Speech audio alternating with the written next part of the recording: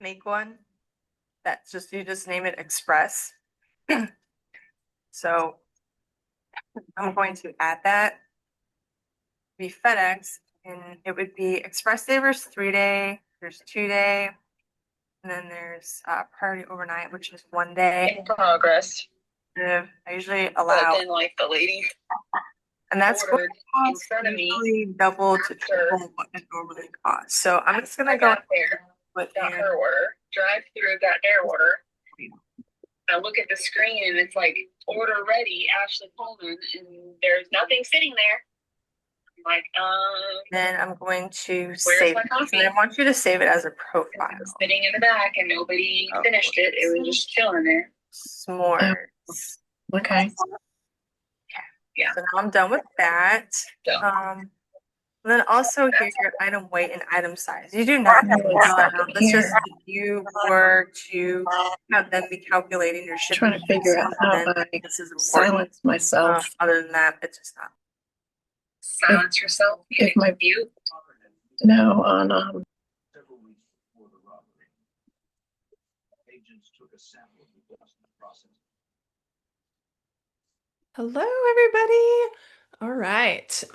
Yes. So there's a setting on here. I don't mute everybody, so you have to just do it yourself. But it's in the lower left hand. If you're on a computer, the lower left hand will say audio and video. If there's a red X over it, that means you're muted. If you can see the microphone, it looks like it's moving, you are unmuted. So, and I think there might be a way that I can mute everybody, but I'm not totally sure.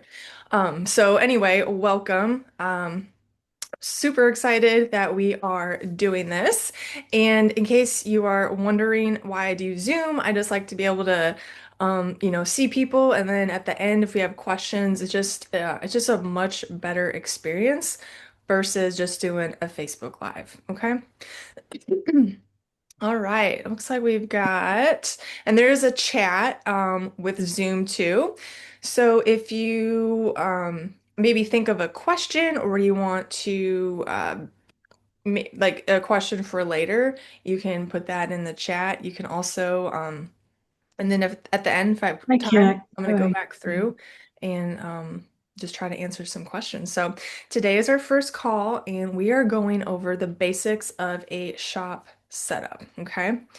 I have a little slideshow I will put up. I think somebody came off mute. Let's see here.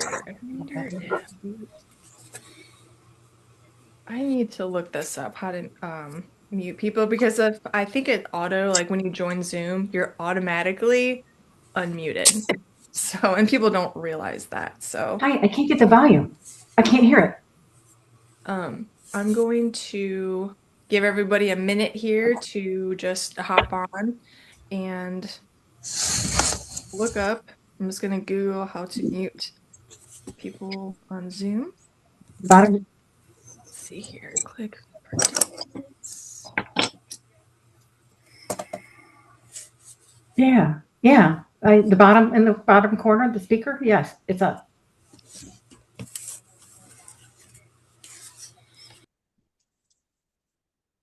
Okay.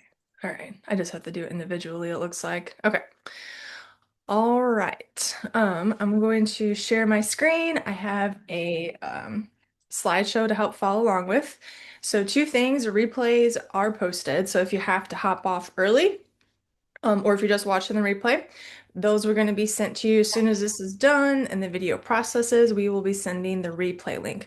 I also put together a like a summary, like a Cliff Notes cheat sheet type of a thing, so that you don't have to sit there and think you have to like take thousands of notes. I'll give you a high level summary that you can keep, okay? And that's gonna basically, I take this transcript and then it gets all the important information that I have given you, okay? Because sometimes there's numbers and things like that. There's no way we can remember it, right? So, just to let you know, don't think if you miss something that you're not going to see it again, because I can get the transcript and then get that summary for you guys. So, Well, hello, Greg and Danette. Yay. Thank you, Norma. All right. So I'm gonna pull up my slideshow here. Put it on my screen and I'll share my screen in a second here. I don't use Zoom very often, so it's kind of a learning curve for me as well. Hold on here.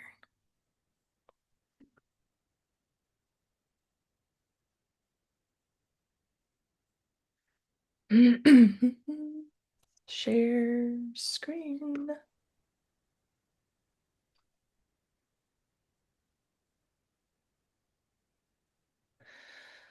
And let's see here. I want to do that. Okay. Okay.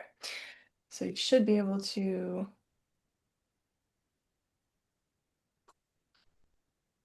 see this screen here. I wonder if, actually, hold on. I want the little bubble thing of me. It's easier to, maybe we can do this.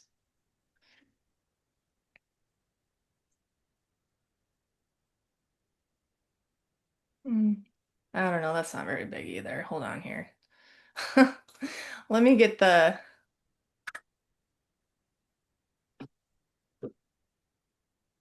best way to do this here really quick. Actually, I will go ahead and present.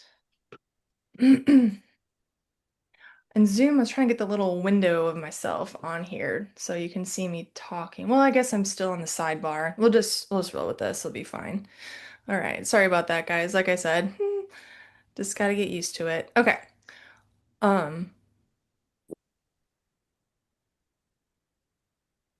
The slides I have are like super basic. They just help keep me on track, basically. But I do have one message that is very important. And it's before we get started. And the message is action first. Because before you start thinking of scenarios that haven't even happened yet, or just leave you feeling apprehensive, remember that you haven't done it yet. Okay, so just don't worry about that part until you get there. There's no sense of worrying about something until you're actually doing it. Okay, because if you're just in the state of worry all the time, it's just not good for your health. Like if you're worried about shipping, which most people are, don't stress out until you get in there and you create a shipping profile. Because once you do get in there and start feeling around and kind of figuring it out, it will make 10 times more sense. So that's what our motto is going to be, is action first, because we're going to learn more from doing. Don't just listen to these trainings. Listen, learn, think, and then act, okay? And if you want to get the most out of this, the reason am doing this live is so that we can go along together. You can take action together, okay?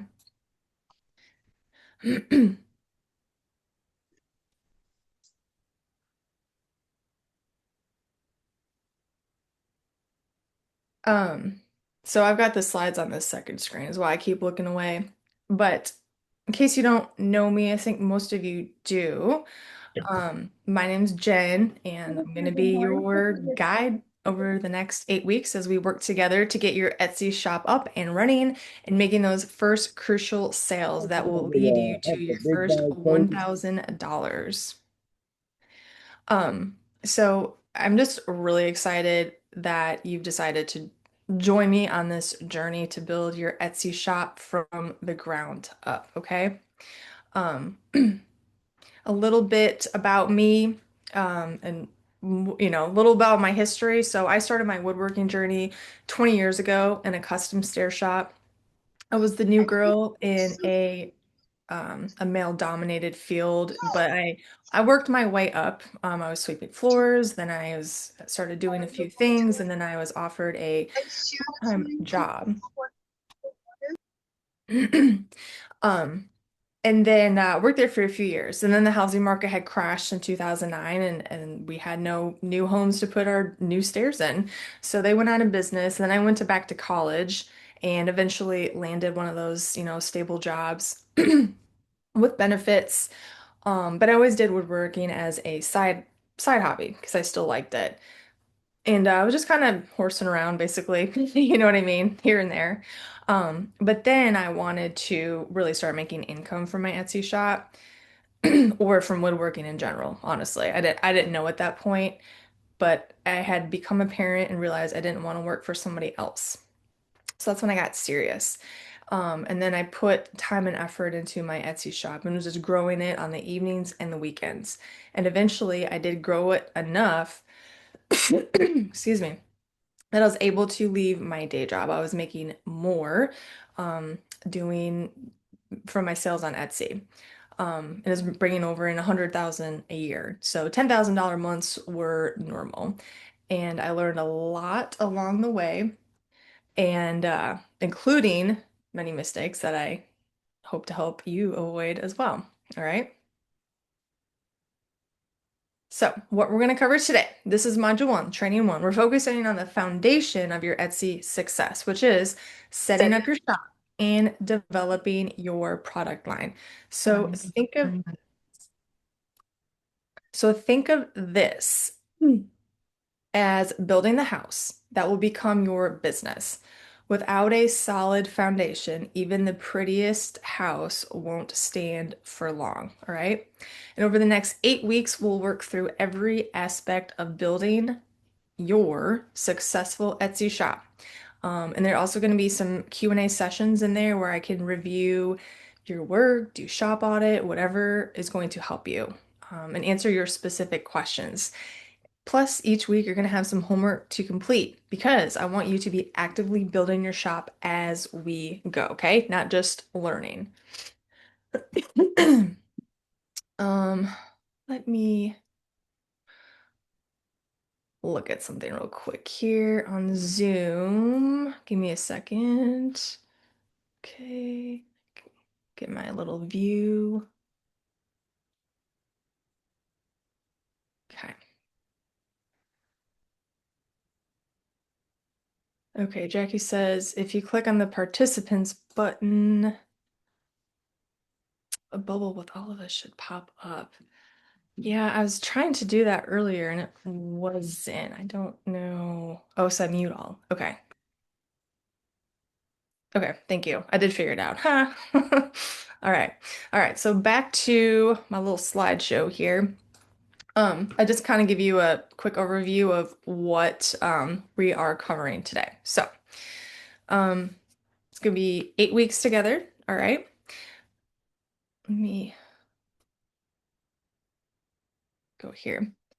Before we dive in, I do want to emphasize why this module is so crucial because you don't want to rush to list products without proper shop setup, only to wonder like why you're not getting sales. You know what I mean? If you rush and skip over the foundation, you just can't put the roof on and not do the foundation. You know what I mean? Or if you're like trying to sell items at a craft fair, but your booth maybe has no sign or the tables are messy, you don't even know how to take a payment. You know what I mean? So even if you have great products, customers won't buy if they don't trust your setup. So today we're going to make sure you have everything in place to create that trust from day one. All right. So let's get started. I just want to talk about Etsy really quick, just so you understand the marketplace that you're entering. Okay. Etsy is huge. It's like 100 million active buyers worldwide. The average Etsy buyer spends $100 a year on the platform, and there's a lot of shoppers that return frequently to find unique items that they can't get elsewhere. And what's exciting is that Etsy continues to grow year over year. So this isn't a dying platform, it's thriving, which means there's plenty of opportunity for new sellers like you.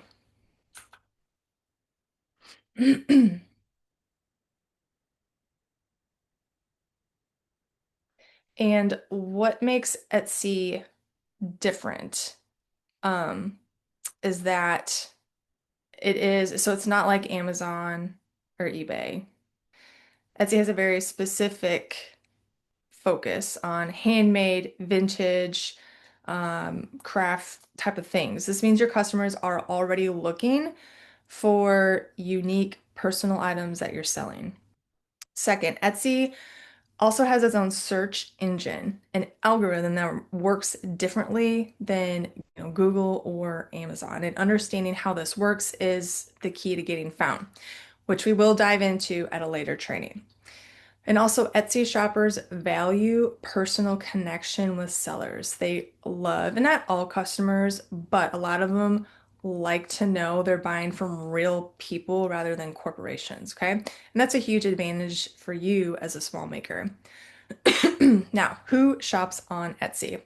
Demographics that I pulled are actually 67% female, between 20 and 45 years old, middle to upper middle income, and they value uniqueness, quality, and story. So basically, they're looking for something they can't find in mass market stores, whether that's a personalized gift, home decor that reflects their personal style, or unique clothing that helps them stand out. Most importantly, Etsy shoppers are willing to pay more for something special. They're not bargain hunters, okay? Which is great because that's a big, let's see here, pain point I hear from small businesses and sellers is people just don't want to pay their pricing. You know what I mean? But that's the Etsy shopper is they value quality and they will pay for it. Okay. And I have noticed clear patterns between shops that succeed and those that struggle. Successful shops, they have a clear, cohesive product line. They also maintain a professional, complete shop setup. They use excellent photography. They also write good descriptions and they provide outstanding customer service. Okay. Unsuccessful shops probably, for the most part, have incomplete shop sections and policies. They also try to sell too many unrelated products, right? They also use poor quality or inconsistent photos. Also, not writing good descriptions is will not make you successful. Pricing too high or too low is also a common problem I see. And you cannot take too long to respond to customers, okay? And then today we're focusing on those first 2 points, your shop setup and your product line, because they create the foundation basically for everything else. Before we go any further, I did want to talk about money because this is a big thing I want you to understand. Specifically, the Etsy fees you will pay as an Etsy seller. Understanding these up front helps you price properly and avoid surprises. Okay? There are three main fees. There's a listing fee. It's 20 cents per item, and that's whether it sells or not. Whenever you list a new listing or it renews, if you sell it and it renews, it's 20 cents, okay? Which pretty affordable. There's also the transaction fee. So you only pay unless you sell, okay? And that's 5% of the sales price, all right? Plus there's payment processing. So I should say that 5% does go to Etsy. The payment processing is 3.5%. Plus there's like a quarter per transaction, like 25 cents per transaction. That goes to the payment processor, okay? So for example, if you had a $50 listing, you're gonna have a 20-cent listing fee, a let's see here, 3-ish% transaction fee, plus your payment processing, which is another couple dollars. So you're looking at like $5 to $6 on a $50 sale, which would be about 9%. Now, you don't want to lose money to your fees. What you need to do is factor that fee into your pricing. So you're going to raise your pricing to absorb those fees, okay? And honestly, 5% is really quite reasonable because you only pay for it when you sell. There's other platforms like Amazon Handmade. Amazon's fees are outrageous, and it's not an easy platform to navigate. Etsy is easy to navigate. I mean, it's pretty basic, versus Amazon. Amazon is just so confusing, okay? And we pay money, we pay to play because we're accessing Etsy's huge customer base. Plus, Etsy runs ads for us. Like when people go to Google something, and if they Googled, hand or personalized wedding sign, Etsy knows that keyword. This is how AdSense works. They put money behind keywords. So if you Google things like that, Etsy your Etsy listings can come up on Google search, okay? If you were to run ads separately on Google, you're going to be paying a lot of money and no guarantee in sales whatsoever. So Etsy's like taking that risk for us, basically. But like I said, you got to build your pricing, your costs into your pricing. All right, now we're going to dive into choosing your product line, okay? Product line is not just picking random items. There's different things you need to think about to make sure that it works for you, okay? So we want to develop a strong, focused product line that will sell. Now, try not to just pick too many different types of items, okay? Example, jewelry and candles and printables and signs all in the same shop. You know what I mean? This is very random. First of all, that'd be hard to, if you were to scale that, might be very confusing. Um, and you just want to make sure you're selling either to a similar customer or you have similar products, okay? Um, sometimes customers look at your shop. If they find a listing and they like it, they may look at your shop for similar listings, okay? But if you don't have anything to upsell them or downsell them, then you lost that sale. Also, if a customer goes to your shop and finds it scattered and it's like random, they probably don't feel confident in your expertise. Plus, Etsy's algorithm has a hard time figuring out who to show your items to because you're signaling jewelry, you're signaling printable, you know what I mean? It's all these signals. So you just don't want to have all these random things. Now, I tell people this program, what I teach is for crafters or handmade artists, woodworkers, because I don't teach about printables. You know what I mean? It's totally different. So I want you to focus on finding your niche, thinking about what that is. Big words are hard. Your specific corner of the market where you can shine. And this doesn't mean you can only sell one type of items or one type of item, but your products should feel cohesive and related somehow. Okay. My shop it's still there. I don't have any active listings. It's Wooden Wedding Supply, is Rustic Wedding Decor. Okay. That was my name is Wooden Wedding Supply. My product lines were all rustic wedding decor. Okay. Because I wanted Etsy to know I was like the one-stop shop. And I would go into Google some days and just type in stuff like rustic wedding decor to see what pops up. And almost always, either my shop or one of my listings was popping up. Okay. So that's the power of SEO, search engine optimization, thinking like a customer, Etsy's power. You know, I mean, like all these things combine is what makes this work. Okay. Let me give you an example of cohesive product lines in case you're wondering. So, a collection of wood home decor items with similar finishes or similar styles that classifies as a product line. Okay.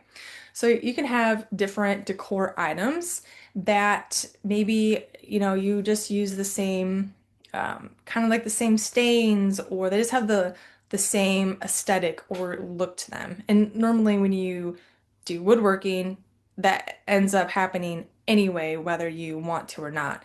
But it's the difference between using bright, flashy colors versus warm, muted colors. Usually somebody has a style and they kind of stick with it, okay? Another product line would be barn quilts of various sizes and designs, okay? So something like this would you could branch out and do all kinds of bright colors and still have listings for muted colors, but they're still barn quilts nonetheless, okay? And I love I love barn quilts, and that's really honestly a good idea too. If you like doing that, um, like making barn quilts, there's always a market for that. Those are one of those classic things. Um, so what makes these work is that customers who like one item are likely to like others in your shop. Okay, so this encourages multiple purchases, possibly return visits, or like I said, you could upsell them or downsell them. When developing your product line, ask yourself, do these items feel like they belong together? Would the customer potentially want multiple items? And do they share a similar style, material, or purpose? If you already have ideas for products now, which hopefully you do, but take a moment to consider how well they fit together as a collection. So if you're not sure yet, that's okay. You can work on that later. Beyond cohesion, how do you choose products that will actually make money? So here I've got here's the key criteria that I use. First, I usually start with the profit margin potential. Why? Because I don't want something that I'm not going to make a lot of money on. I'm even going to waste my time. Okay. So ideally, you want products where materials and labor costs um, aren't outrageous. You know what I mean? And then you can still have at least, a 30% profit margin. Um, and if not more. Ideally, you would want, I always try to aim for 40%. Actually, I lied. I try to aim for 50%. It usually ends up landing around 40%. So, but you got to give yourself room. Remember, we still have Etsy fees that we want to pay for, shipping supplies, overhead, things like that. All right.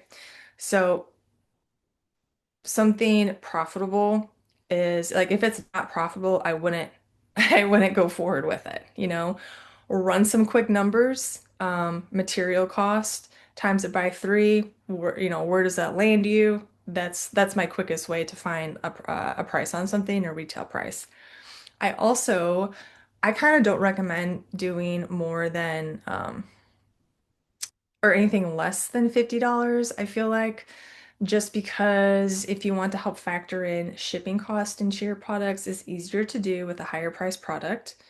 Um, it's more absorbed and you just have a bigger profit margin. Okay. That's just my 2 cents. Second thing, when deciding your product criteria is production time. So can you make this efficiently? Products that take hours of labor can be profitable, but you have to charge accordingly. Okay. Also, is your shipping consideration. So if something's really heavy or very fragile, those are difficult to ship. Big things are expensive to ship. Fragile stuff is more likely to get damaged. So consider those when choosing what to sell. Now, what I sold was, cake stands and cupcake stands. There was pretty big boxes, but they weren't um, really big because FedEx, once you get to a certain size, I forgot the width, maybe over 4 foot, then you go to the freight level because they won't put it on the delivery trucks. Once you get to that point, it's just really hard to ship. So, whole, like, I don't know, large furniture, you know what I mean? If you can't really sell that and ship it unless you have the customer assemble that stuff, right? You also want to consider competition level. So look for products that you can stand out either through unique design, better quality, or maybe a specific twist that others don't offer. Just because there's a lot of people making it doesn't mean there's not room for you, but you do have to differentiate yourself somehow and not by doing it and not by low price. Let's just erase to the bottom. You want to differentiate yourself because you have a better product. That is a winning strategy. And then last, when you're choosing your products, is look at any customer demand. So, are people searching for and buying this type of item on Etsy? If you have something that is just very outdated, you're just not going to get sales for it. So you have to think about those things as well. The 80/20 rule for Etsy success. Okay. So you probably have heard of the 80/20 rule at some point. It applies to Etsy, just like most things. So in shops, about 20% of the products generate 80% of sales. And these are called hero products or your best sellers, the items that drive pretty much all of your shop's growth. When I started my Etsy shop, I offered several types of woodworking projects. I mean, it was just a hobnob of kind of like whatever. And then I noticed my rustic cupcake stands were selling more consistently than anything else. So instead of ignoring this, I leaned into it. I created more variations, sizes, and designs of those cupcake stands. And that focus is what allowed my shop to grow rapidly. Okay. So, your goal in these early days is to discover your hero products. And you may think you know what's going to sell, but stay open to surprises because sometimes the products we think will be best sellers are not. And while items maybe you created as an afterthought take off. So you don't decide them, your customer does. And on Etsy, there's a setting. You can have custom orders on or off, or request custom orders. So basically, someone can message you and say, hey, you accept custom orders. Would you be able to make a cake stand that's 20 inches by 25 inches or something like that? And then you can go back and forth. I ended up turning my custom orders off because I didn't have the time to go back and forth with people. But as a new shop, I definitely recommend doing that, just keeping that on. Because if you're noticing people asking for the same thing, that is what, I mean, that's like that should be your next listing. You know what I mean? Like that's direct customer feedback.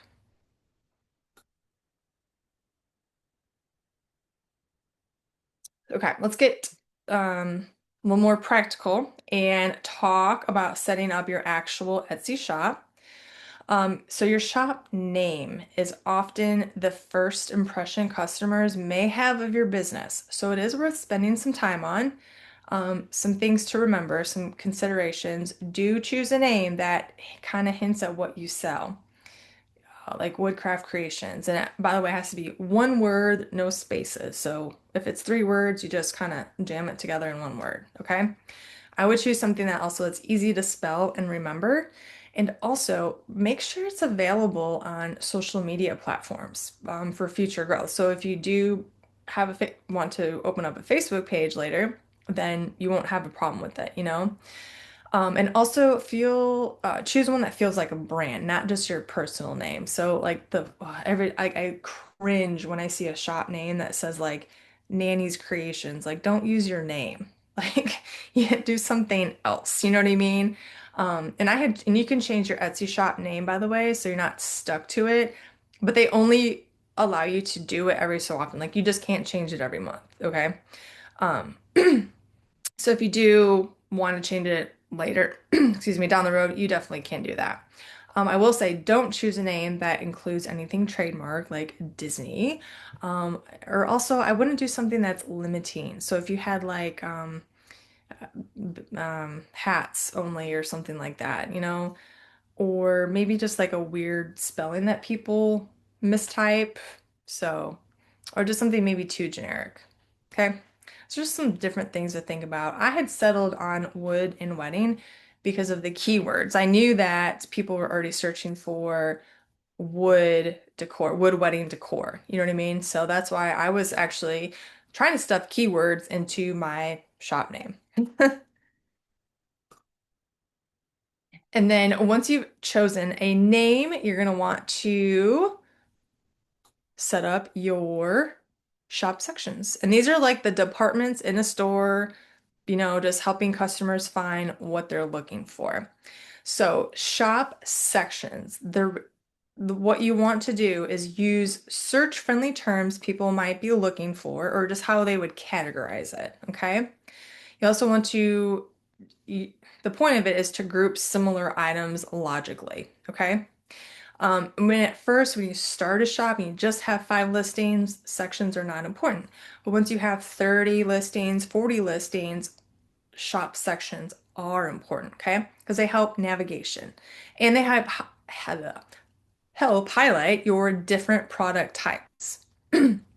So, like a jewelry store, say you made jewelry, it would be necklaces, earrings, bracelets, okay? Or if you had, wedding decor, I think mine was like cake stands, rustic cake stand, not rustic cake stands, cupcake stands. You know what I mean? So whatever your items are, you break it down like that.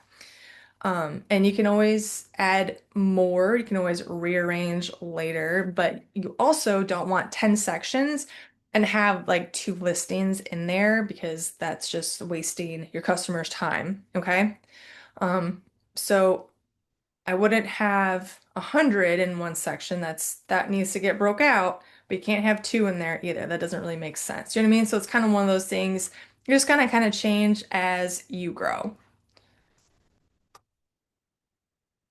Shop policies. This is not fun, but you do have to have good shop policies in place, okay? And shop policies are important because they set expectations with customers, and they also can protect you if and when issues arise. So the main policies are processing times. So you tell the customer how long until they place the order, how long it takes. They place the order and then you ship it. How long does that take? Does it take 3 days? Does it take 3 weeks? Okay. And by the way, when Etsy first came out, processing times were, you'd see weeks. Okay. Well, now people are used to Amazon. So guess what? If you can, the shortest you can get your processing time down, the better. But don't um, over overdo it because if you say 3 days and it takes you 7 days, Etsy's gonna ding you, okay? So you have to uphold whatever you put, you have to uphold to that, okay? Another policy is your shipping policy. So that's gonna be what carrier you use, or the customer can choose, or if you have, I don't know, some special thing you need to let them know about shipping, okay? The other policy is returns and exchanges. So you can say, I don't accept any returns, especially custom orders. Most shops don't accept returns or exchanges, okay? But you can if you want, but you have to put in there certain conditions and like you have a time frame. So if somebody wants to return it, they have to do it within 2 weeks, something like that, okay? Also, if you do custom orders, you'll have a policy for that as well. Now, Etsy actually like auto populates these templates for you, although I recommend customizing them specifically for like your products, your circumstances, okay? And just make sure you're clear in your policies. So, if you know, so we want to be clear but also reasonable. So no returns ever policy could scare away customers, but you don't want to allow them to return anything for any reason within a year. You know what I mean? Because then that just makes you vulnerable to losses. So we don't want to do that, okay? You just need to find the right balance between protecting yourself and providing good customer service. Your shop has an about section, and that's where you get to connect with customers on a personal level. It's a really can be powerful for building trust and helping customers feel good about buying from you. And if you go to Etsy and you pull up a listing, you can scroll down, and the About Me section will be there. So like Etsy wants to put that in front of people. Why? So that they have that connection. So your shop story should include who you are and why you started your shop. You also want to put your background or qualifications related to your products. You know what I mean? Like I've been doing woodworking for 20 years. You can also add in there your maybe something special about your process or what makes your items special. I used all resalvaged wood, or I try to have a minimal carbon footprint, like things like that. You can also put on there your values or your mission. If you create, let's say, like Christian signs, you can put in there, one of my goals is to help Christians find easy, affordable gifts or something like that. But any personal touch that helps customers connect with you, right? We want to keep it authentic, but keep it professional. And it just really helps customers love um, or get to know you. You know what I mean? They love to get to know the fact that they're supporting a real person with a passion and skills. So basically, um, a simple like your about me section, introduction of yourself and your shop, your background and how you started making these products, then what makes your items unique or special, then your production process or materials, and then just maybe a thank you. The thanks for looking at my items, message me for any questions. The shop banner and logo um, is up at the top of your shop. And you really want them to be high quality, although it's not gonna like cost you anything. So you can make these on canva.com, Canva. Canva.com is like there's free and a paid version of it. But they have templates just for Etsy that you can customize super easy, okay? But I recommend in the shop banner, you want to represent what you sell somehow, okay? Either text or pictures, all right? You also want to match the style and feeling of your products. Also, you need to have your shop name up there. And there's a certain size. It's long and skinny, right? And it needs to be high quality and not pixelated. So if it's a very low quality thing, um, and then you upload it, it just doesn't look good. And I think I did a training of this somehow. I'd have to go back and look because I can show you. It's really easy to do. In case you're not familiar with Canva, I can do a quick walkthrough on how to do that. Okay. And then you also want a logo, and it's square. And actually, I would probably start with making your logo first, and then do your banner. Probably just easier to do it. And it doesn't have to have all the information in like your banner does. It literally is just like the name of your shop. Okay. And like I said, I don't know what other tools are out there, but Canva is super easy. And it's cheap because you have that free version. So I wanted to talk about the business side of things too, because so my shop name, Wooden Wedding Supply, that was never registered as a LLC or a DBA or anything like that. I operated it as a sole proprietor. Okay. And that also allows you the flexibility to change your shop name. Now you can start an LLC if you wanted, but definitely not necessary, especially at the beginning. Okay. You can start selling on Etsy as an individual. So there's different business structures. And most sellers, Etsy or not, they start as sole proprietors. In fact, you default as a sole proprietor. If you sell something and you just start a business, you are by default a sole proprietor, okay?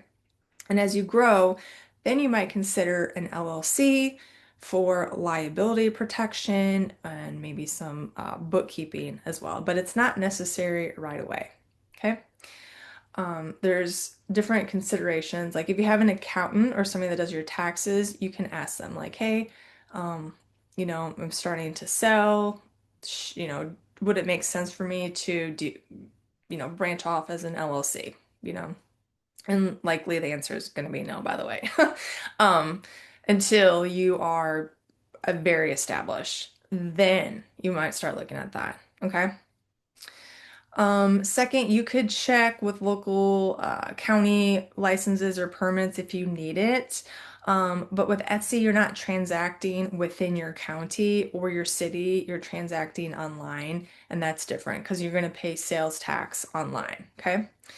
And sales tax, what is awesome about Etsy, by the way, is they collect and remit sales tax for you. So you don't have to do that. Because if you collect and remit sales tax, it is boring and very annoying, but you have to do it, okay? Like if you sell on Shopify, there are plugins you can use like TaxJar to get your sales tax, and then you have to remit that to each state. And if you're selling all 50 states, that's a lot of work, okay? To me, total headache. That's why I like Etsy, it's hands off. They collect the sales tax, they remit it to the state. So, can't beat that, all right? So talking about you need to maybe understand your tax obligations as well. Um, you will get issued a 1099, which is you take to your accountant or whoever does your tax return because that is reporting your income that you get from Etsy, okay? And you get a 1099 from anywhere that you sell, by the way. And the threshold is 500 or 600, $599, I think. I think in 2026 is going to start going back to $20,000 because it used to be at one point I thought it was 10,000 or maybe it was 20,000 and then they lowered it to $600. So either way, you want to report your income anyway. Um, and by the way, I'm not a lawyer or an accountant. I'm just telling you my experience. So please consult professionals for advice specific to your situation, okay? But don't let those considerations scare you. Like thousands, whatever, hundreds of thousands of sellers, Etsy sellers, just navigate these every day, okay? Um, So setting up, like I said, like you're going to start reporting your income from this. It'll be on a schedule on your tax return. So you're going to report your income. You have to keep track of your expenses. Excuse me. Let me take a drink here. Um, you have to keep track of your expenses because your expenses you get to write off, so it goes against your income. So say for easy math, you sold $20,000. Okay, so you're going to report that income. You spent at Home Depot and on Amazon for shipping supplies, and you have gas money and all that stuff, and you have spent $11,000 that year on stuff. Okay, so you have $9,000 of taxable income. That's why it's important. You don't want to pay taxes on $20,000 unless you know what I mean?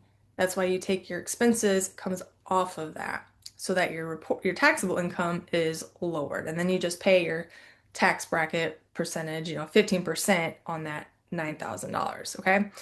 So, financial setup. My recommendation, create a separate bank account for your business. And it doesn't have to be a business account. You can go to your bank and tell them to open a second personal checking account, okay? And then that will be just use that only for your Etsy activities or your woodworking business, whatever that is. This separation makes tracking income and expenses so much easier, okay? Second, keep your receipts, supplies, shipping materials, Home Depot receipts, Menards, all those things. This course, this is a write-off, all right? A simple system, if you can set up some kind of system to maybe take photos of receipts and store them in a folder on your computer, that's one way to do it. Or just literally have a bag of receipts, um, which if you have a lot of receipts, that's not not how I would do it, but you can, okay? Something I did, one of the best things I did, I applied for a Capital One business credit card. So much easier to track everything. Oh my gosh. You can report or export a CSV file out, and it just saves me hours. Plus, you get cash back on business expenses, so kind of wins. Um, Now, I always use a simple Excel spreadsheet to keep track of things. So you can do that, Google Sheets. Um, or I know some people, they say QuickBooks all the time. I just don't really see, it's not really necessary. I think people get hung up on this accounting stuff when it's just not important. Just keep track of it, okay? Um, but it's up to you if you want to use, whatever accounting stuff you want to use. So, and then also make sure you are setting aside money to pay taxes on that. Because when you work for somebody, like you say have a boss and you get a paycheck, they take out, your federal withholding, state withholding, Social Security, okay? Um, but once you have a 1099, you're independent contractor, nothing is withheld. You have to set aside that money, okay? Um, so that $9,000 we talked about, you're gonna have to pay, money on that. Nothing is withheld. So you just can't make money and not pay taxes on it, all right? Unfortunately. So don't get blindsided. You always have to keep away a little bit of money. I would say a good rule of thumb, 25%. Just have that set aside for taxes. Put in a savings account. Just know it's there, to pay Uncle Sam. And once you start earning more income, you can do it quarterly, so you don't have to wait till the end of the year, okay? So you don't get blindsided. In fact, Uncle Sam wants you to pay it quarterly, right? But just these little habits is just going to make life easier when tax season comes around, and it's going to help you understand your true profitability. So let's see here. All right. Pricing, I want to talk about profitability because pricing is challenging for new sellers, and we don't want to underprice because it will kill your business before it even starts, okay? So I have two simple formulas. The one that I use is like super quick, super easy. You take your materials times by 3. That's going to give you a rough retail price, okay? The other one is if you take your materials and your labor. So if you have an hourly rate, plus any overhead that you want to include in there, times that by 2, then you can get your price, okay? But I always just try to write things out, make sure you're making a profit after costs and after fees because we don't want to work for free, okay? That's just pointless. Um, some pricing mistakes I see all the time is forgetting to factor in any Etsy fees. So remember, we need to just at least account for, let's just say 10% of Etsy fees, okay? Also, don't price based on what competitors charge without knowing, like you don't know their costs or situation. They could be using cheaper materials, or maybe they have, more efficient production methods, or maybe they're not charging enough. You know what I mean? There's all these things that we don't know. So don't charge just based on your competitor. Okay. Another thing is being afraid to charge what your items are worth. Remember, Etsy customers are looking for unique quality items and they are willing to pay for them. So, like I said earlier, I wouldn't recommend anything in your shop lower than $40 or $50. Just make sure everything is worth your time. As you set up your shop, it's important to think about how you're going to handle growth. This may seem premature, but planning now will prevent headaches later. So, first thing, there's a few things you want to consider. The first thing is inventory management. How will you track what materials you have, or what you need to order, or how many finished products are available? Okay. Even a simple spreadsheet can help with this. Like if you can't visually see things, or if you just have a lot of materials, a spreadsheet can help just kind of keep track of these things, okay? Second, think about time management. You're going to want to block specific times of your week for making things, production, for photography, for listing creation, and order fulfillment, okay? Do these time blocks because it's going to help prevent overwhelm and burnout, right? Third, consider batching. Whatever you are doing, slightly repeatable, try to batch your work. Okay. I can't stress that enough.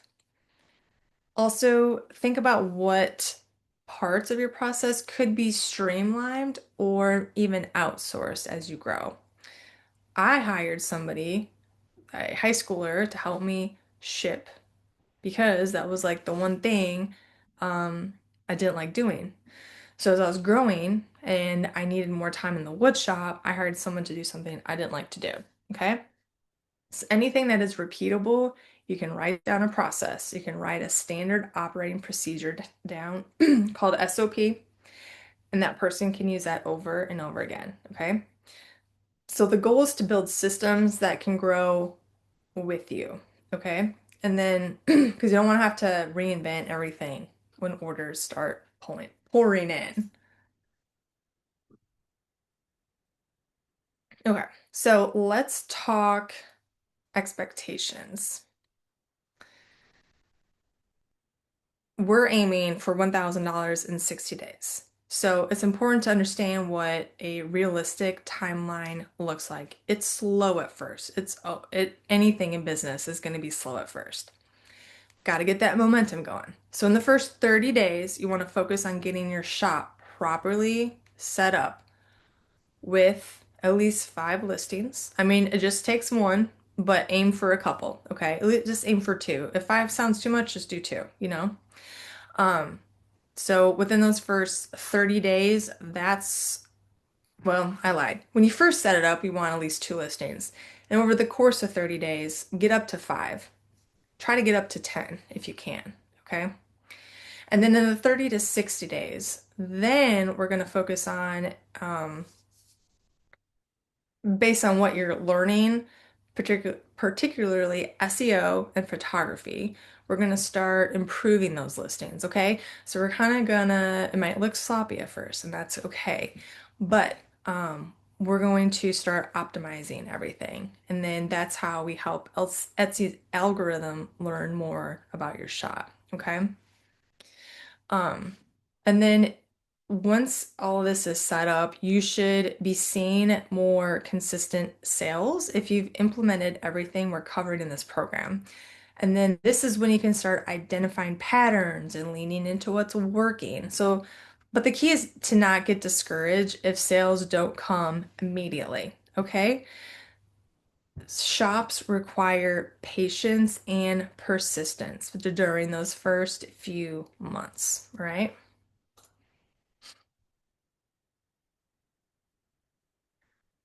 Now, as sales begin, you'll start to access valuable data that should guide your decisions moving forward. And Etsy provides analytics in your shop dashboard. We're going to pay attention to things like which items get the most views and favorites, which items convert to sales, which search terms are people using to find you? And then where is your traffic coming from? This data starts telling you what's working, what's resonating with customers, and what isn't. For example, if an item gets a lot of views but no sales, well, we probably have a problem with the price or description. But if an item gets no views, then we have a problem with SEO, okay? SEO gets you found. Photography gets the click. Description closes the sale. So as we go through this, you're going to learn what data to look at and how to adjust based, on what the data is telling you. And your initial ideas about what will sell probably is not going to match reality. So there's a lot of listings that I had made and they just bombed. I mean, they just for whatever reason. So people just didn't want to buy them. And then the other ones I didn't really like, people bought. So you just never know. um, the early days of any business can be challenging, and Etsy is no exception, okay? So a few things you can do to maintain motivation. Celebrate small wins. So your first favorite, your first sale, your first repeat customer, these are all milestones worth acknowledging. Focus on progress, not perfection. Okay, your shop will evolve over time. And that's exactly as it should be. Don't get paralyzed trying to make everything perfect from day one because you're going to change it. Like it's going to change. Okay, so it's throw perfection out the window. It's just not going to happen. Right. And also, you need to remember your why you started, whether it's creative fulfillment, extra income, just whatever dream it is, just keeping your why in mind helps during challenging moments because you're going to be challenged. Things don't go right. You're going to wonder, why am I doing this? Okay. My why, the reason I left my job, my stable 9 to 5 job to do woodworking full time was because I wanted more time with my kids. I wanted to be able to go to field trips and do basically have time flexibility. Um, and that's still my why. So building an Etsy business is a marathon, it's not a sprint. Consistent effort over time is what creates success. All right.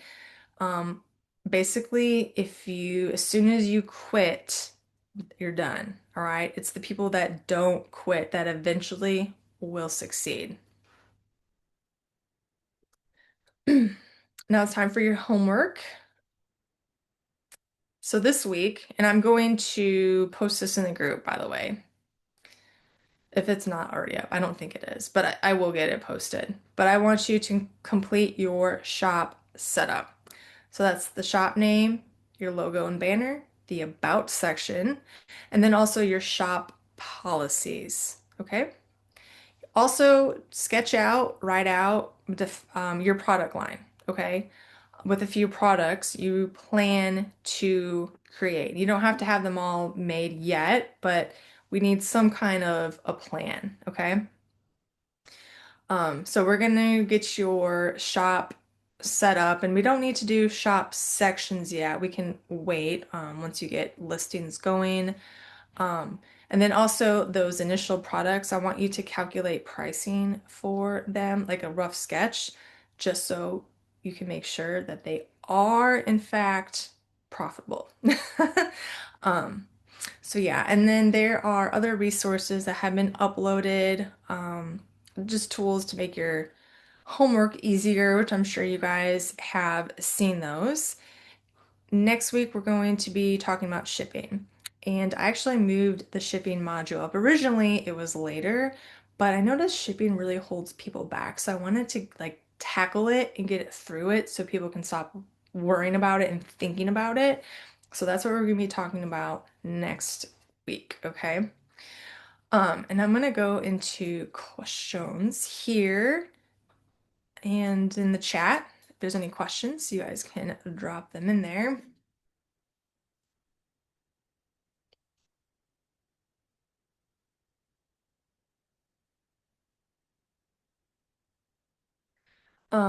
Norma, what is the best way to track customer demand on Etsy?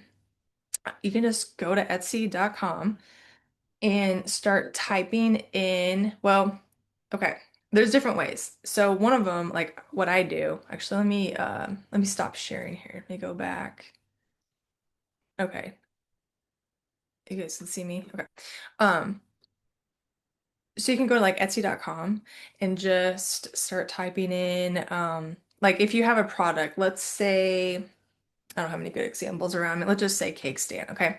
If you start typing in wood cake stand, and then you can see like whatever keywords are populated up, those are popular. Like that's what people are searching for, okay? Now, there are tools you can pay for. They're called eRank and Allura.com, I think. And they supposedly give off sales data. Um, Supposed to tell you like how many times this product is sold in this listing, but it's really inconsistent. I just don't know where they get their numbers from, to be honest with you. I mean, they probably help you give you a general idea of what things are selling, but I don't think it's the best thing. Okay. Jeff asked, can we change our name that it is now. Yes, you go into settings and you can change your name. And it's a little, I think it's a review process. It might take 2 or 3 days for them to approve it. But yeah, you can go into settings and do that. Denise asks, does Etsy manage all tax or just for states outside of where you reside slash create? It's for all states. So all sales tax. Grace commented, or use one card for all, and you can note what they are. Oh, talking about accounting. Yeah, using one card for all business expenses. Very, very efficient. Jamie asks, can one person have one more than Etsy store? Yeah, this is a tricky question because when you set up your Etsy store, you have one social security number and that's tied to your name. And I don't think they allow people separate Etsy stores. I have two right now. Well, I'll say I still have my old one, but I still have two active ones because one I sell my aprons on, and then I have another one for some printables that I sell on, and I think I use the EIN for one. I'm trying to remember if it's your social that they use or EIN to trace it to you, but you have to have different email addresses for every account. I do know that. Okay. I'd have to double check that because that gets really technical. And I don't think I would do separate Etsy stores unless you actually had like a digital one, because it's actually really hard to keep track of. Jackie says, for those of us that already have a shop, is there something you recommend we work on for this week? Yes, I would optimize. I would go through and update your about section. I'll give you the description, a little template that to use. So I would make sure you have that filled out. I would make sure your policies are up to date, and just go through your profile, maybe improve your banner or something like that. Jamie says, I have an S Corp already, but could I still just do sole proprietor on Etsy, or is this a CPA question? Um, well, what is your S Corp for? Is it for your woodworking business or is it for something else? Because if you are transacting as an S Corp, like your woodworking business, I mean, you would still want to operate as your S Corp, but say your S Corp is for like your babysitting business, then no, then you would just do act as a sole proprietor for this. Jim says, started a shop on Etsy some time ago. I want to change name, have not launched yet, just want to start over. Um, I don't. Okay. If you have a shop already, I don't think you can just delete it and start over. You're probably better off editing what you already have. And the reason is because, like I said, Etsy, if you see the reason I don't think they want people with multiple shops is because they don't, is to eliminate any kind of like scammers or things like that. So I would go to your settings, change your name. You can delete your listings, you can delete all of that, okay? Deleting an old shop and starting a new one really isn't going to give you any kind of advantage as far as getting sales quicker. But I feel like that all your information is tied to that account. And if you go to start a new one, you may not be able to do that. That's something I might have to look up. Because I don't want to lead you astray, but Etsy's very strict on who can just open an account because they don't want. See, what happened a couple years ago is that there was like fake scammers or whatever opening accounts, putting up fake listings, taking money, and then obviously never shipping anything. So now they're very strict about opening an account. It's like not, you have to, I mean, it's tied to your social security, unfortunately, but that's just what it is. So Um, I'm gonna look up about opening. I'm just writing myself a note here. Opening up second shop. Hopefully get a better answer. Um, Jen says you recommend using watermarks on your product listing photos or no? Yes, I would watermark them just a little bit. Doesn't have to be extreme. But I would. Jeff says thank you for the start. Thank you, Jeff. Greg or Jeanette, I'm not sure which one. Is it simpler to have shop sections or more than one shop? Way simpler to have shop sections. Yes. And by the way, there's an Etsy app, an Etsy sellers app. So once you're set up on your desktop, you can open that app and sign in. But if you have multiple shops, I don't know. See, you used to be able to toggle back and forth through shops, and then everything kind of changed. So, but anyway, that Etsy app, I'm pretty sure it can just be connected to one shop. So if you get an order, you want to know. So that's why having that app is super advantageous.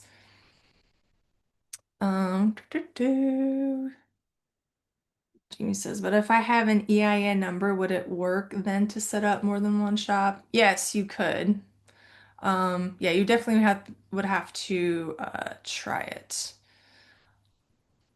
Karma says you recommend creating a separate email address just for your Etsy store. Um, Depends because you don't want to miss an email from Etsy. But don't start an email address that you don't ever check either, if that makes sense. I um I don't know. It could go both ways. There's pros and cons to each one. So I don't think you don't have to make a new one.